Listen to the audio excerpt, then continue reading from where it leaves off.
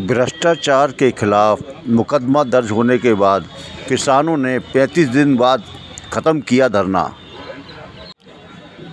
धरने में मुख्य रूप से किसान नेता श्याम सिंह चाहर, दिलीप चौधरी, पवन चाहर, प्रदीप चौधरी, शंभू चौधरी आदि रहे मौजूद। अधिवक्ताओं की तरफ से अधिवक्ता वरुण कुमार गौतम, अधिवक्ता पंकज यादव, जनक कुमारी, सलमा खान आदि करीब 20 अधिवक्ता रहे मौजूद। मुकदमा आईपीसी की धारा 420 के तहत दर्ज हुआ KP Yadav, Krishna and supplier के खिलाफ।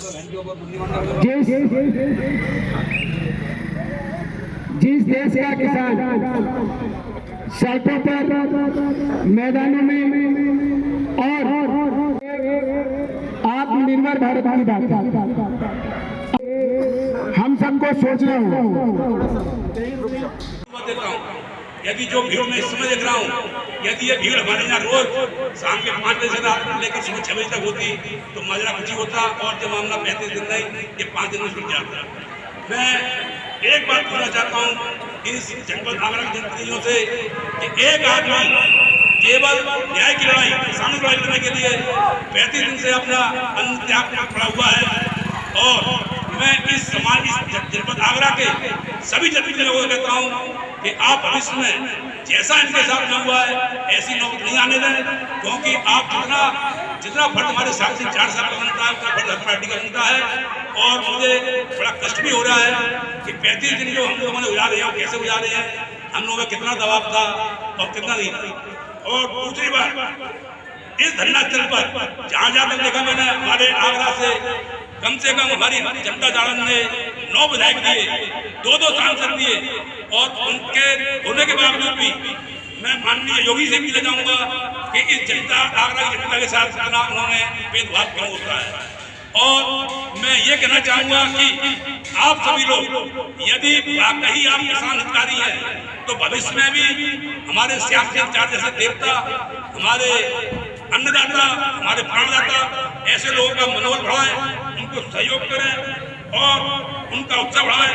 और आने वाले अभी यहाँ पर कुछ दिन पहले आपके माननीय हमारे आदरणीय दिव्य स्तर से रक्षा मंत्री जी आए थे, तो उन रक्षा मंत्री ने ये नहीं सोचा कि आगरा में भी एक न्याय आदमी बैठा हुआ है और उनकी सरकार ने और उन्होंने ये आने की हिम्मत नहीं करी कि इन 4 साल से पूछते। मैं एक बात प्रश्न करूंगा अपनी सरकार से कि जिस सरकार के अंदर भ्रष्टाचारियों को और अन्याय करने वालों को बढ़ावा दिया जाएगा तो ये सरकार किस काम की सरकार है। हमारे योगी जी कहते हैं कि मेरे राज्य के अंदर मैं व्यापारी, बेटी, किसान सबको सुरक्षा मुहैया कराता हूँ, सबसे न्याय होता हूँ।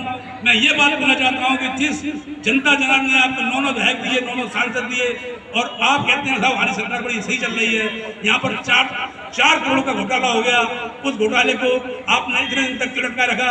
मुझे ऐसा लगता है कि कुछ जनप्रतिनिधि भी हमारे घोटाले के लगे हुए हैं और उन पर जिलाधिकारी पर दबाव था, उनका प्रशासन पर दबाव था, इसलिए प्रशासन ने उनकी सुनी ली। और दूसरी बात यह है कि जिस समय किसान अन्नदाता परेशान होता है तब उसकी कोई बात नहीं सुनता है। और मैं सभी जनप्रतिनिधियों को यहाँ पर उनको सुझाव देता हूँ कि वो इस बात को भूल जाएं कि हम किस पार्टी के, जो न्याय की और धर्म की लड़ाई लड़ रहा है उसके साथ आप साथ हैं। मैं समाजवादी पार्टी को साधुवाद देता हूँ, धन्यवाद देता हूँ, पर थोड़ा सा मुझे कष्ट है कि आप आज आए हैं, आपको करीब 25 दिन में लाना चाहिए था। यहाँ पर मैं देखता हूँ कि शाम के टाइम में केवल 1, 2, 3, 4 आदमी रह जाते हैं। ये हमारे लिए बड़ी लज्जा और शर्म की बात है। और मैं सरकार से यह भी अपेक्षा करूँगा कि जब तक इन भ्रष्टाचारियों को सरकार सबक नहीं सिखाएगी, इनको जेल नहीं भेजेगी, मुकदमा नहीं लिखेगी इनके खिलाफ, तब तक हमारा आंदोलन चलता रहेगा। पर मुझे आज दिलीप भाई ने बताया है कि यहाँ पर हमारा आंदोलन समाप्त होने जा रहा है। और मेरी एक निवेदन ये भी है कि आप हमारे श्याम सिंह जैसे अन्नदाता को, प्राणदाता को जितना आप उनको सहयोग कर सकते हैं उनसे सहयोग करिए आप। और भविष्य में जब ये अपनी आवाज़ उठाएंगे उस समय आप उनके साथ लगाइए, जिससे इनका मनोबल बढ़े और इस समाज के अंदर से ये कैंसर का रोग है जो भ्रष्टाचार का, उसको मिटाया जा सके। और मैं इस समय यहाँ के सांसदों विधायक से पूछना चाहता हूँ कि आप किसी पैसे वाले की शादी के अंदर हाल बन जाते हैं जब एक आदमी ना अपना अन्न त्याग कर छोड़ कर बैठा हुआ है, किसी जनता किसी विधायक को भी सांसद को हमारे 4 साल की याद नहीं। तो मुझे ये कहने में कोई लज्जा नहीं है कि सरकार जो काम कर रही है कर तो ठीक रही है, पर उसके पीछे नुमाइंदे बैठे हुए हैं, आपके सीडीओ साहब हैं, आपके जिलाधिकारी साहब हैं। इन्होंने मुझसे नहीं जब धरने पर आया था तो उन्होंने मुझसे कहा था जिलाधिकारी बताया कि साहब हम FIR लिखा सकते हैं। मैं उनसे पूछता हूँ कि जिलाधिकारी के पास कौन से कानून के अंदर शक्ति नहीं है वो FIR लिखा सकते हैं। इन्होंने इस मामले को आप जाकर लटकाया और प्रशासन प्रशासन की मंशा ये थी कि हमारे अन्नदाता हमारे प्राणदाता 4 साल किसी तरीके से धरने तोड़ गए। उनके ऊपर काफी लोगों का दबाव भी आया, क्योंकि जैसा मुझे अखबारों से और मेरी भाई से पता लगा है कि इसके अंदर हमारे कुछ राजनीतिक संगठनों के लोग भी शामिल हैं, इसलिए इस मामले को लटकाया गया। पर भगवा सत्य लिखा हुआ है कि सत्य की जीत होती है, असत्य की हमेशा हार होती है।